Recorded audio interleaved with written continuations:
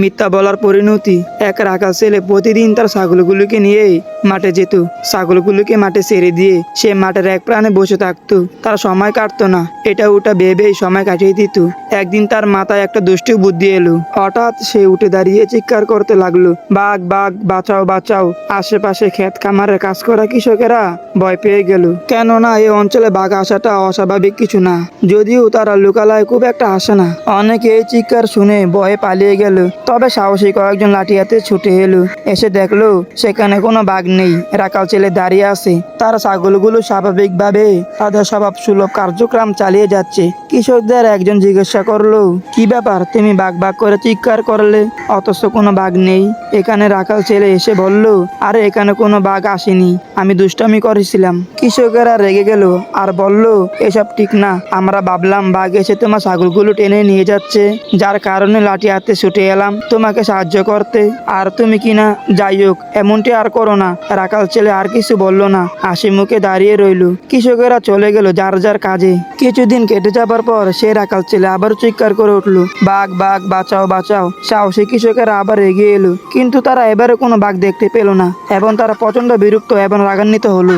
এবার কৃষক রাখালকে বলল, কি ব্যাপার হ্যাঁ ছোকরা, তুমি 2 দিন পর পর এরকম বাঘ বাঘ করে চিল্লাচিল্লি করো কেন? এসব কি ধরনের ফাজলামি বলো তো?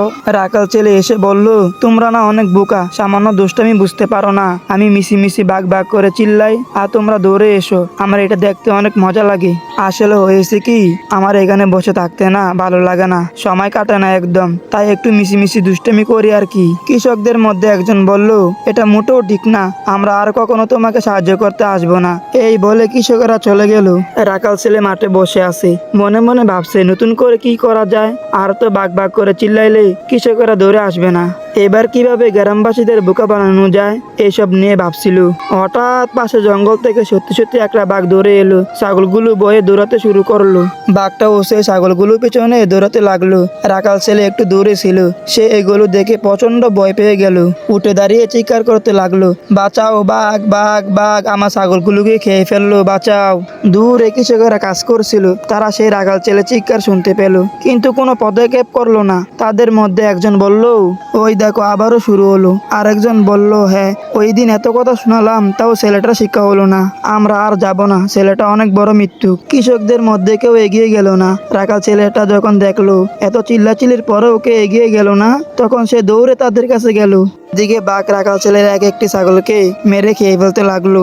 রাখাল কৃষকদের কাছে এসে বলতে লাগলো, আপনাদের পায়ে পড়ি, আমাকে মাফ করবেন, আমি আপনাদের নিয়ে এতদিন মিশামিশি মজা করেছি। সত্যি সত্যি বাঘ এসেছে, সেই বাঘ আমার ছাগলগুলোকে মেরে ফেলছে, আপনারা আমার সাথে দ্রুত আসুন। কৃষকের অবাক হলো, তারা রাখাল ছেলের সাথে দৌড়ে গেল, কিন্তু তারা যতক্ষণে সেখানে গিয়ে পৌঁছালো, গিয়ে দেখলো সব কটা ছাগল পরে মরে আছে।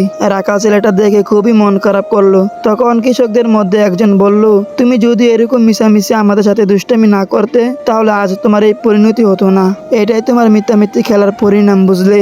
এই বলে কৃষকরা সেখান থেকে চলে গেল, আর রাখাল ছেলে মন খারাপ করে দাঁড়িয়ে রইল। তো যাই হোক, আজকে এই পর্যন্তই। সবাই সুস্থ থাকবেন, ভালো থাকবেন, আমার জন্য দোয়া করবেন। খুদা হাফেজ।